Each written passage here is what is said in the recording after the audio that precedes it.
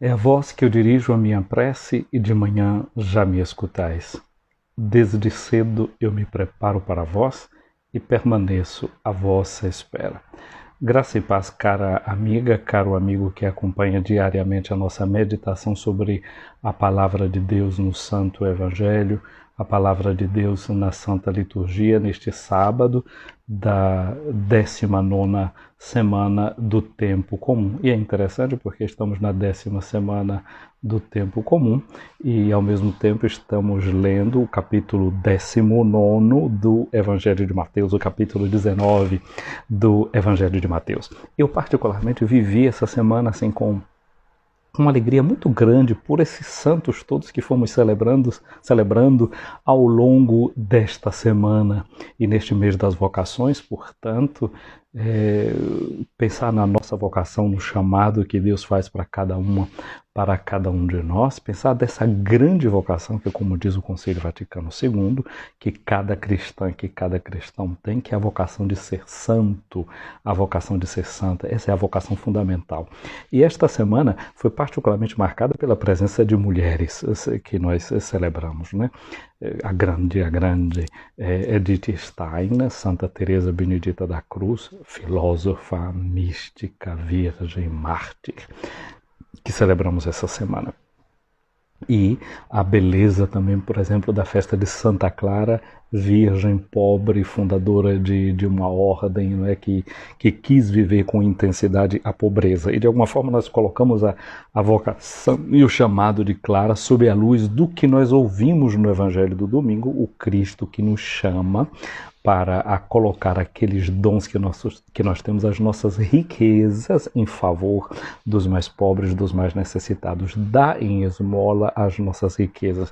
E Santa Edith Stein, de um certo ponto de vista, a sua riqueza era a sua riqueza intelectual, a sua riqueza de filósofa, e isso também ela coloca à disposição de nós, as suas irmãs e os seus irmãos, doando o seu saber filosófico, a sua ciência, não é, para todos e cada um de nós, sobretudo aquilo que a gente chama dessa ciência da cruz que encontramos na vida de Santa Edith Stein. E agora, para nossa alegria, a gente que é daí da Bahia, a gente conclui essa semana hoje vivendo a festa de Santa Dulce dos Pobres, uma santa nossa, uma santa contemporânea, uma santa que tem cheiro e gosto de Brasil, a primeira brasileira, a primeira mulher nascida no Brasil que é levada aos altares. Sim, porque temos Santa Paulina como a primeira brasileira canonizada, mas ela não é brasileira. Ela não nasceu no Brasil, ela não é filha da terra de Santa Cruz. Viveu e se santificou na nossa terra, isso nos dá uma grande alegria. Mas realmente Santa Dulce, não é? E aí é uma beleza nisso, porque o Brasil, que começa a sua história em terras baianas, oferece também como marca histórica, não que foi a primeira a se santificar, não é? Porque tantas santas e santos viveram antes de Dulce, mas se santificaram, mas digamos assim, como esse efeito pedagógico para a nossa vida, colocada como modelo da nossa vida, é a primeira, é Santa Dulce dos Pobres. Eu cresci ouvindo as pessoas chamarem Santa Dulce de o anjo bom da Bahia. Lembra que essa semana Jesus falou, né, daqueles pequeninos, saber acolher esses pequeninos, porque os anjos dele diante de Deus. Então me dá uma alegria pensar que nós, como povo, temos este anjo bom, não é, aí diante de Deus, pensando por nós, rezando por nós, intercedendo por nós. E Santa Dulce como um modelo, não é, também da vida que se coloca a serviço dos mais pobres. Santa Dulce, ainda menina, começou a dar catequese para os meninos mais pobres do seu bairro, depois se envolveu em trabalhos, em ações em favor dos mais pobres, dos mais necessitados, ajudou a organizar os operários e participava dos momentos alegres e difíceis deles. Ali na Cidade Baixa, em Salvador, não é? Tocava o seu acordeon em momentos festivos para essas pessoas organizadas nos círculos operários. Olha o valor de Santa Dulce engajada nas questões sociais. E depois, por fim, o seu hospital, Hospital Santo Antônio, de quem ela era muito devota, não é, que continua ainda hoje perpetuando, não é, esse carisma de amor de Santa Dulce dos Pobres. Portanto, essa semana, não é, que nos coloca diante de mulheres de grande valor. Agora, para mim, tem duas coisas que a semana fecha com esse capítulo 19, não é, 2 passos que a gente leu, e colocando nesse quadro dessas mulheres celebradas durante essa semana, eu fico pensando na dificuldade dos discípulos em compreender a ação das mulheres. A primeira foi ontem, porque os discípulos ficaram perguntando se essa é a condição do homem em relação ao matrimônio, não adianta se casar, porque eles pensavam de acordo com a cultura deles, não é? Que o matrimônio era quase como que cuidar do seu patrimônio, porque o casamento era como que um acordo, era uma questão social.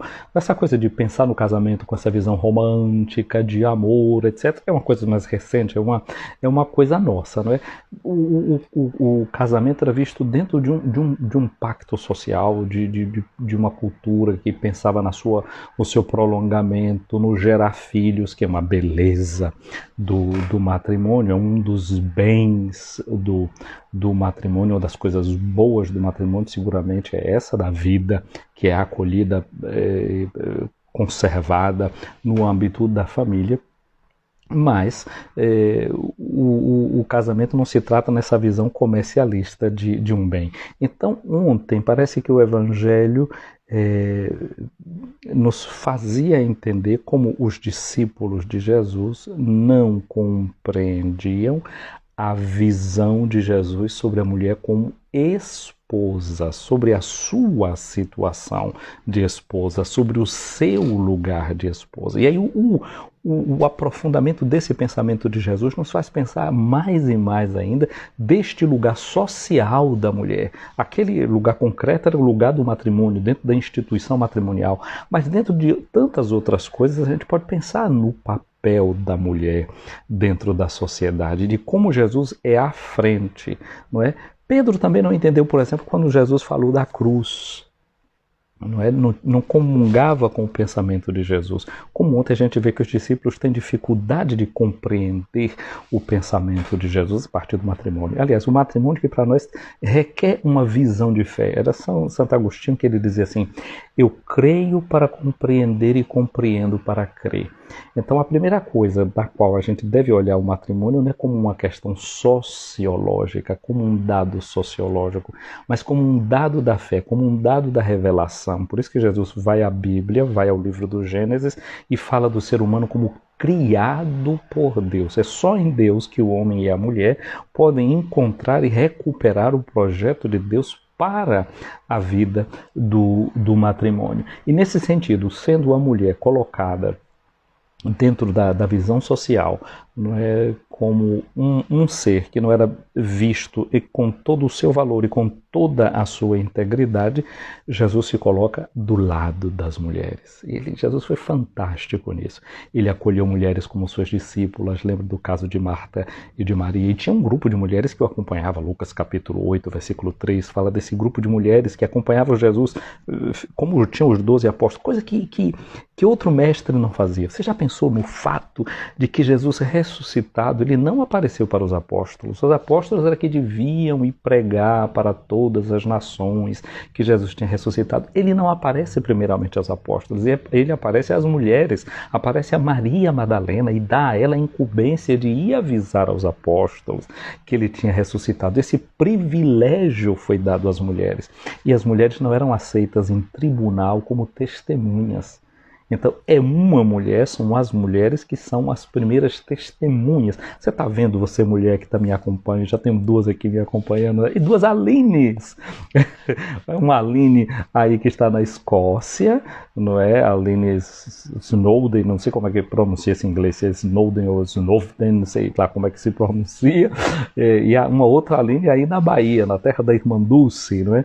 Acompanhando essa nossa live nesse momento. Então, você mulher que está me vendo agora, mas que vai me ver depois também por essa live for salva aqui, não é? Veja o seu papel, a sua importância. A outra coisa que hoje a gente vê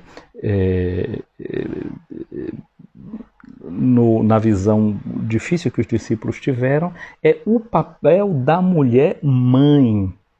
Porque daqui a pouco eu chego a esse ponto. Não fala de mãe no evangelho de hoje, etc, etc, etc. Mas aqui agora já é a minha fantasia que fica trabalhando. Eu fico notando algumas coisas. Por a gente tira os outros, né? Eu detesto pedir informação. Eu detesto pedir informação. Às vezes eu estou perdido num lugar, ainda bem que hoje em dia tem o Google que faz a gente... Mas eu fico com uma vergonha, porque a gente fica com vergonha de mostrar que está perdido, etc. E me parece que o homem, o macho, ainda tem mais dificuldade nisso, de dar o braço a torcer.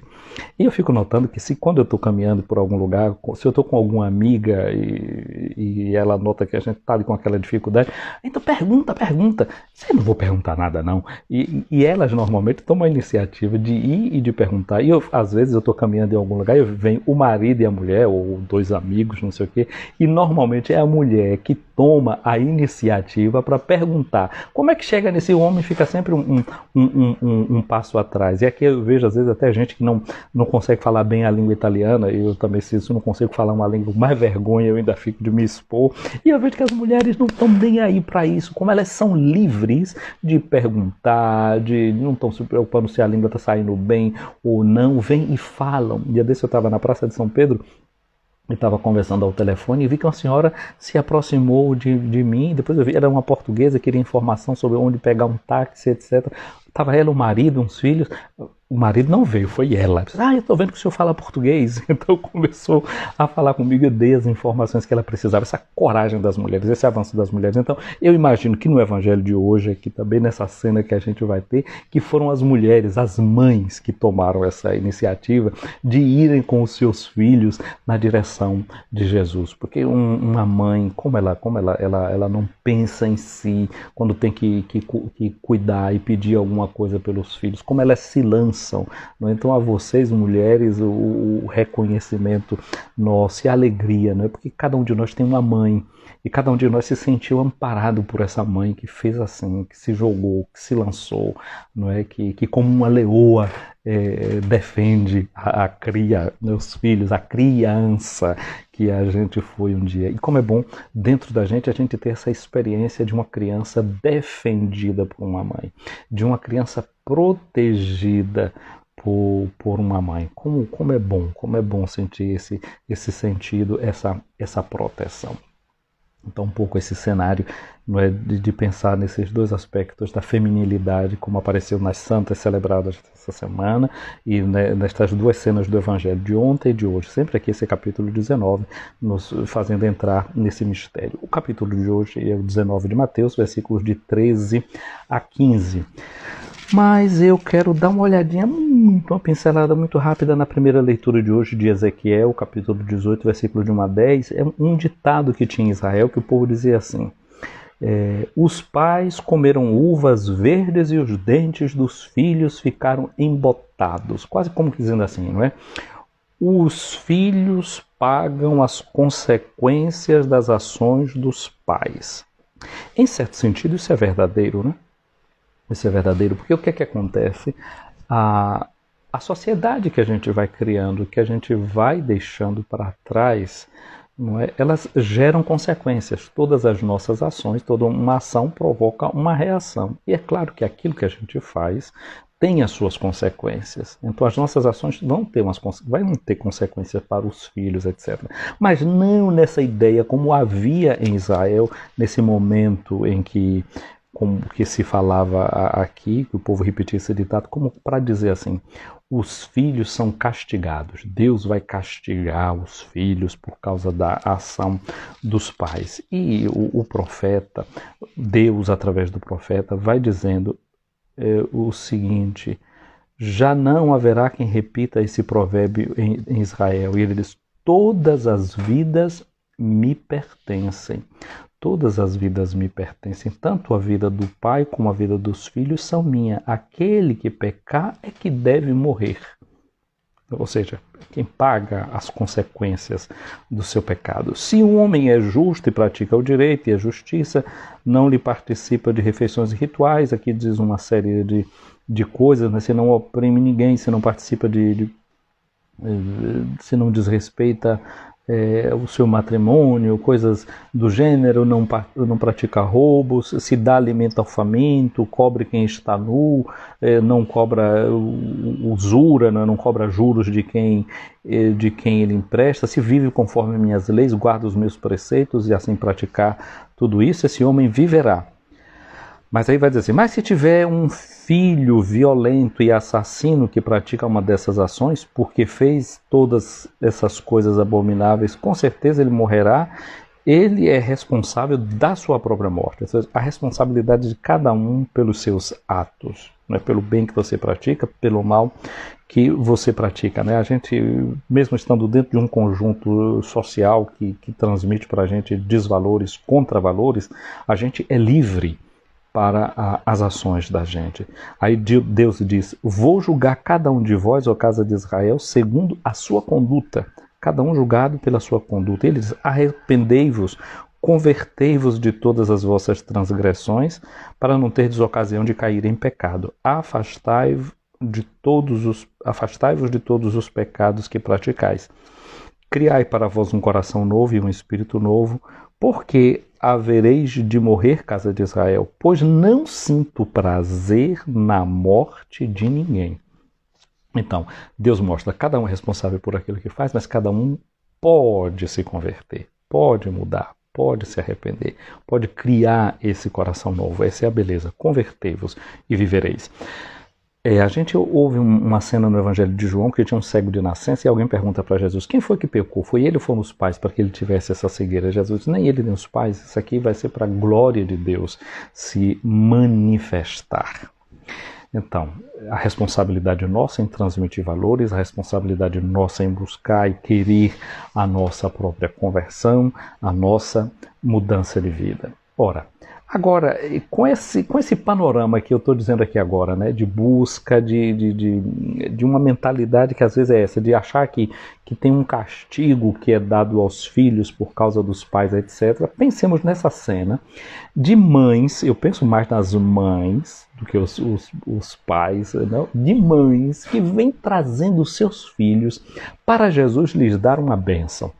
E dessa mentalidade de quem pensa assim, não, mas cada um é responsável pelo que faz, mas tem também aquele pensamento, né? Se vocês, pais, mães, fizeram algum erro, etc., o filho de vocês vai pagar essa consequência, né? Como que os discípulos que perguntaram a Jesus, quem foi que pecou? Foi ele ou foram os pais? As consequências que são transmitidas. Então, ver esta cena dessas mães que vão ali pedir essa bênção, pode ter passado no coração de algumas pessoas um pensamento do gênero, isso é um ato inútil, porque o mal que vocês fizeram, as coisas de errado que vocês fizeram, isso vai ser punido aí nesses filhos. Esse poderia ser um pensamento, né, de alguém que pudesse pensar que aquilo que essas mães estão pedindo para Jesus fazer fosse um ato inútil. Fosse um ato sem sentido, fosse um ato que não adiantava de nada aquele pedido, daquela bênção, daquela oração. Esse é um primeiro ponto. Um outro ponto que eu acho que o Evangelho de hoje nos mostra, quando essas mulheres, quando esses pais levam as crianças para que Jesus impusesse as mãos sobre elas. Primeira coisa é isso. Jesus impõe as mãos, elas levam para Jesus impor as mãos sobre elas. Esse gesto de imposição das mãos é um gesto de bênção, não é? E uma bênção que não vem só com a boca. Mas lá no livro dos Números, Deus diz a Arão, a Moisés, que eles devem abençoar o povo assim, impondo as mãos. Então esse gesto é um gesto de bênção, e diz as palavras que eles dividem: o Senhor esteja sobre ti, o Senhor volte para ti o seu rosto, o Senhor te dê a sua paz. Gesto acompanhado de uma palavra. Aqui a gente não sabe qual foi a palavra que Jesus disse, mas ela pedia isso, né? Há algumas orações que Jesus fez e que a gente sabe o que foi que Jesus disse. A oração do Pai Nosso, que ele nos ensina, a oração sacerdotal de Jesus no capítulo 17. Mas o que será que Jesus disse aqui para abençoar essas crianças? Nós não sabemos. Uma oração secreta. Até o capítulo 22 de Lucas, Jesus disse para Pedro, Satanás queria te joeirar, eu rezei por ti. Também a gente não sabe qual foi o conteúdo daquela oração, mas depois Jesus disse: e tu, uma vez convertido, converte os teus irmãos. O que será que Jesus disse? A gente não sabe. Agora a gente sabe o que foi que Jesus fez. O gesto de Jesus. Tocou naquelas crianças. Eu acho que isso aqui mostra para nós, como igreja, como educadores, como educadoras, como pais e como mães, a necessidade do toque. A gente tem os órgãos dos sentidos, né? A visão, a audição, o gosto, o olfato e o tato. Gente, mas o tato não se reduz à mão. O tato está presente do fio do cabelo ao dedão do pé.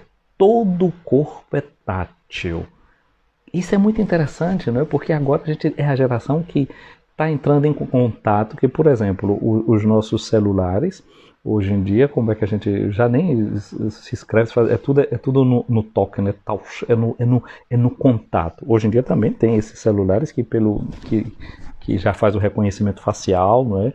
Já tem certas leituras que são feitas dos olhos e sabe que canais podem estar sendo ativados no cérebro pela posição do olho da pessoa e pode estar fazendo esse tipo de leitura.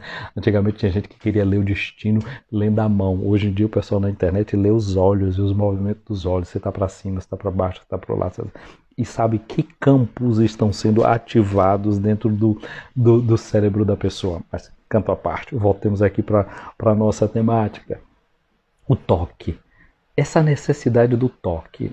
As nossas crianças hoje em dia, os pais, que às vezes falta tempo de cuidar deles, o que faz? Pega o celular e dá para o menino ficar vendo isso, aquilo, a musiquinha, e o menino já fica tocando ali, eles já parece que já nascem sabendo tocar nas coisas.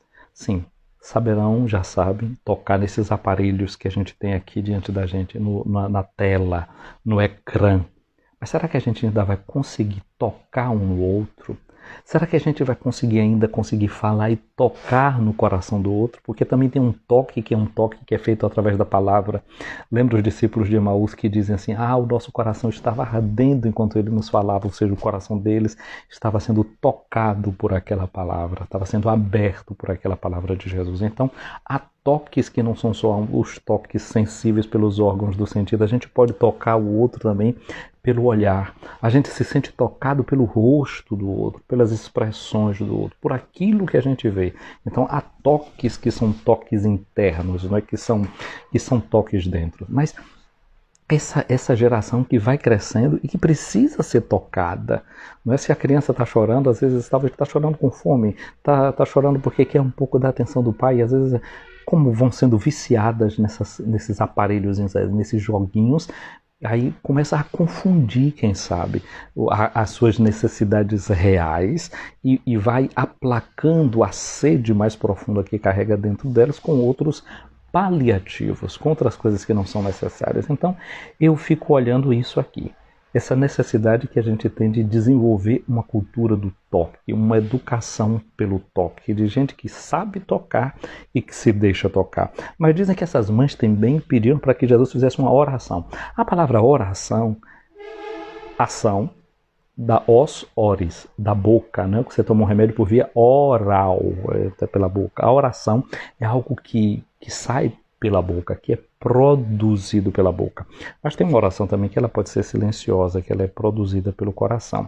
O que Jesus disse na oração dele a gente não sabe, mas esse gesto a gente viu que ficou. Então é uma oração nossa também, que deve ser essa oração ritual. Uma oração que passa pelo corpo, que se exprime com o nosso corpo que entra numa oração. E um gesto que fica. Quando a gente é tocado por um gesto como esse de imposição das mãos, a gente sente a mão do outro que repousa na gente, o calor das mãos, a ternura das mãos. Ou então quando você faz esse gesto e toca no outro, como a gente sente também algo que pode vir do outro, não é? Essa força, não é? Jesus, quando aquela mulher tocou na roupa dele, ele disse, eu senti que uma força saiu de mim. A essa comunicação, a essa entrega, a esse dom, a essa reciprocidade. Agora, diante desta oração feita de gestos, de palavras, de atitude, dessas mães que rompem essas barreiras e são capazes de pedir esse gesto de carinho de Jesus, nos faz pensar, não é? Que tipo de cultura a gente está entregando para os nossos filhos? Que tipo de gesto? Que tipo de educação a gente está dando? A oração aqui e o gesto de Jesus significa dizer que para os nossos filhos e para as nossas filhas, nós precisamos dar não somente as coisas materiais, as coisas do campo físico, mas também precisamos dar Deus para os nossos filhos e as nossas filhas. Deus precisa ser entregue, devolvido ao coração do homem, porque é de Deus que nós precisamos. Como o Padre Zezinho naquela música dele, né? É de Deus que eu preciso, cada dia e cada vez mais. É de Deus que eu preciso, tanto quanto eu preciso de paz, e é por isso que todos os dias eu dobro os joelhos ao Deus de Jesus e digo: Pai, Pai, Pai, e peço luz, luz, luz. Já para Zezinho, quando eu dobro o joelho, olha o corpo entrando nessa oração, você dobra os joelhos ao Deus de Jesus, você é capaz de pedir a Jesus que toque em você? Toca, Senhor, toca, Senhor, com teu amor, com teu amor. E tem uma outra coisa, é que a gente sabe, né, o ponto de vista da psicologia diz isso pra gente. Dentro de nós há uma criança. Eu penso que hoje é um dia também que a gente pode levar essa criança para Jesus e pedir a Jesus que toque nessa nossa criança. Talvez seja uma criança ferida em suas frustrações, uma criança ferida em seus desejos, uma criança ferida em seus sonhos. E pedir a Jesus que toque nessa criança. Mas tem um outro aspecto das crianças que é fantástico, que se chama fantasia. Como as crianças são capazes de fantasia? De repente uma criança pega num livro e começa... E você pergunta a ela, mas o que é isso? E ela vai dizer para você que é um avião. Ou então ela pega uma coisa redonda e diz que aquilo ali é o carro dela. E roda para aqui, roda para lá. E é um avião, e é um avião, e é um carro. Talvez se fizesse uma análise do cérebro da criança nesse momento, vai ver que ela está ativando campos, não é, de como se realmente ela estivesse guiando um carro, ela estivesse se sentindo dentro de um carro. O cérebro está correspondendo a esse tipo de ação. Mas ela não está num carro, né? Mas ela está simulando com a sua fantasia, com a sua capacidade. A criança é capaz de enxergar aquilo que não está vendo diante dela. E quase que aqui a gente está dizendo que a gente entra no campo da fé. Porque segundo o autor da Carta aos Hebreus, a fé é certeza de coisa que a gente não vê. Desculpem aqui o que eu vou dizer aqui agora, deixem passar a imagem. Mas tinha Romano Guardini, que era um teólogo tedesco, ítalo-alemão, germânico, ítalo-germânico, e ele falava da liturgia como um ein Spiel. A palavra Spiel, em alemão, significa jogo, não é? Fußballspiel, é jogo de futebol, mas também Theaterspiel, uma apresentação teatral. Então, o Spielen é jogar, mas também é uma palavra que serve para brincar. Então, quando a gente fala de jogos infantis, é a mesma coisa de brincadeiras infantis, né? E Romano Guardini dizia que no espaço da liturgia é como a gente entrar num Spiel, é como a gente entrar num campo de uma espécie de jogo, de brincadeira, como crianças que brincam, não é, diante do Pai. Você pega o pão e você diz, isso é meu corpo. Os olhos estão vendo o pão. A boca vai sentir que é pão. Você vai sentir o cheiro do vinho. Você vai sentir o gosto do vinho. Mas nessa dimensão da fé, que vê o invisível. Como de crianças que somente como tais podem entrar nesse mundo fantástico, nesse mundo maravilhoso, dos milagres, ela pode entrar naquele mundo e acreditar. O negócio é que no dia de hoje, né, a gente vive num mundo em que as pessoas inteligentes são aquelas que sabem tudo, explicam tudo e não creem em nada. E não creem em nada, né? Diz que o Pasteur, quando fez uma lâmina para fazer lá a questão dos micróbios, etc., e mostrou lá para um grupo de cientistas, um deles lá, que não era muito de acordo com a teoria de Pasteur, que ele disse assim, mas você não está vendo? Ele disse assim, não, está vendo, eu estou, mas eu não acredito que isso seja capaz de fazer isso aí que você está dizendo. Às vezes é isso, né? A gente está tendo diante dos olhos e não acredita, assim, do ponto de vista científico, ainda quanto mais essas coisas que estão requerendo é realmente uma profissão da nossa fé, uma ação da nossa fé. Então as crianças têm essa capacidade de entrar no mundo de uma maior profundidade. Então, quando Jesus fez essa oração, os discípulos reagiram repreendendo esses pais, essas mães aí que traziam estes filhos.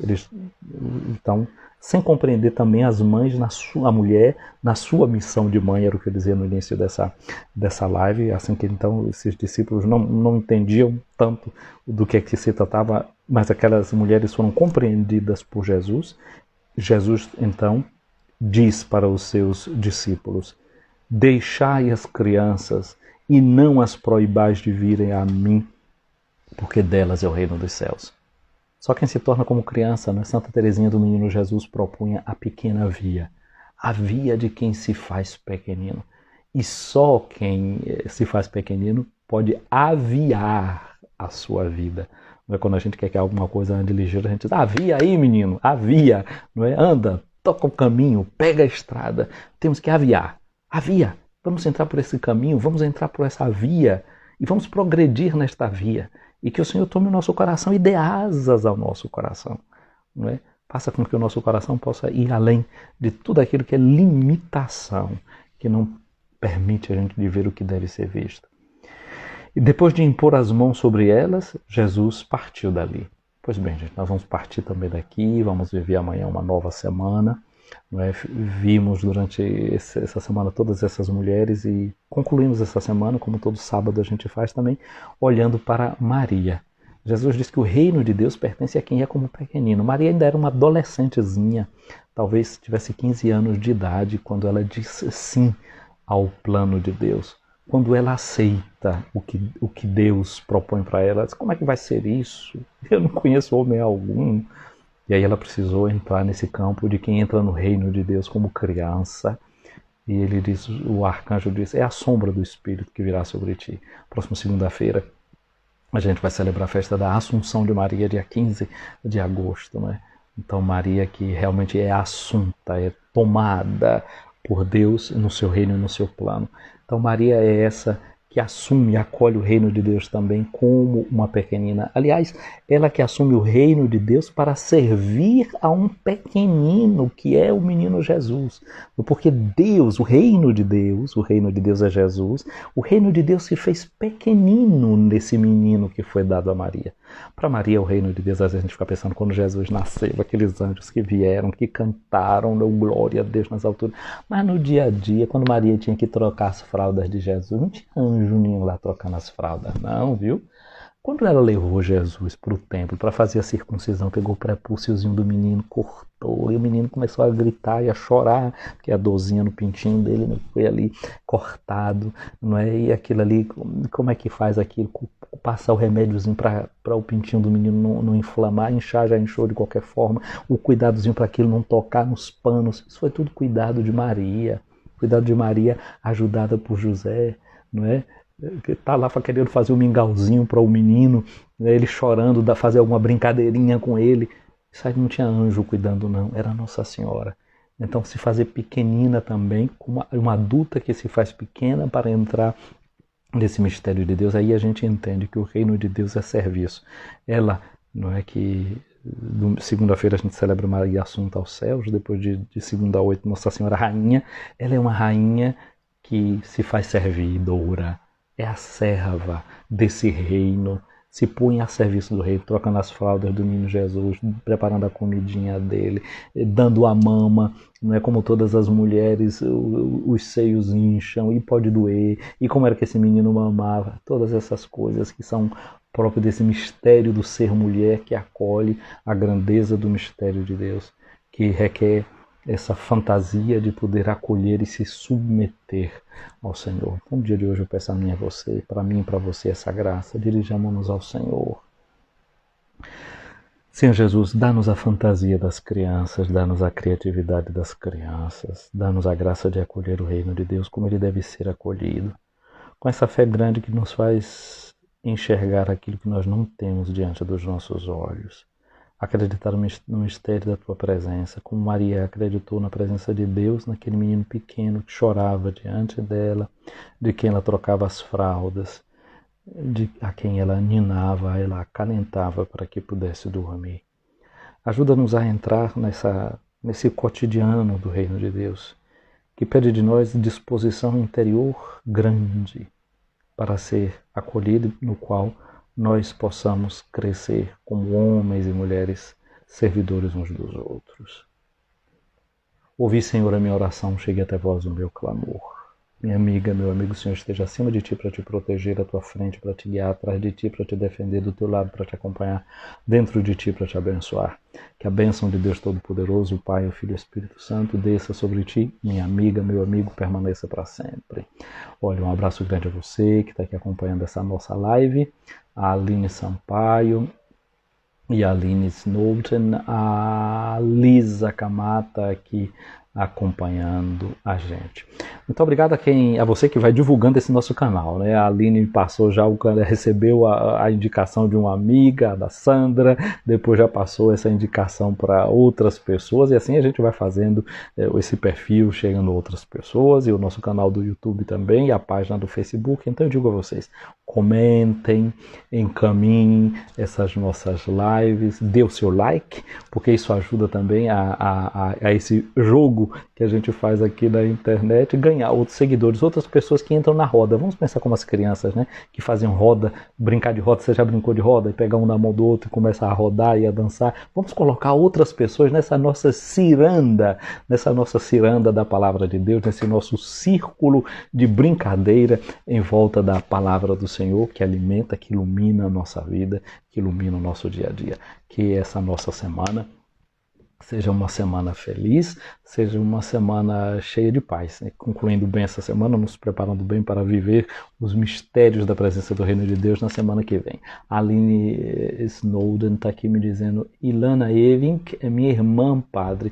Ela que me indicou o seu canal. Olha que coisa mais. Ilana, meu abraço para você. Daqui a pouco vou te encaminhar a live de hoje. Deus nos abençoe. Nós que estamos do lado de cá, vocês que estão aí do lado de lá, em qualquer lugar onde a gente esteja, que a gente se mantenha sempre assim, vinculados uns aos outros. Fiquem com Deus. E amanhã, boa celebração do Dia dos Pais. Hoje falamos tanto de mulheres durante essa semana, mas amanhã é o dia do papai, não é? Então que os nossos pais sejam bem celebrados neste domingo. Fiquem com Deus. Quer dizer, o Dia dos Pais na nossa cultura brasileira, né? Aqui na Itália, por exemplo, já se festejou o Dia dos Pais no dia de São José. Em Portugal foi a mesma coisa, tem gente que me assiste aí em Portugal. Lá em Portugal já foi celebrado em outra data. E no Brasil, ao que me parece, essa data é celebrada nessa data de agora, porque antigamente a festa de São Joaquim, o avô de Jesus, era festejado nesse período, e então foi colocada a festa do Dia dos Pais na proximidade da festa de São Joaquim, o pai da Virgem Maria. Gente querida, fica com Deus.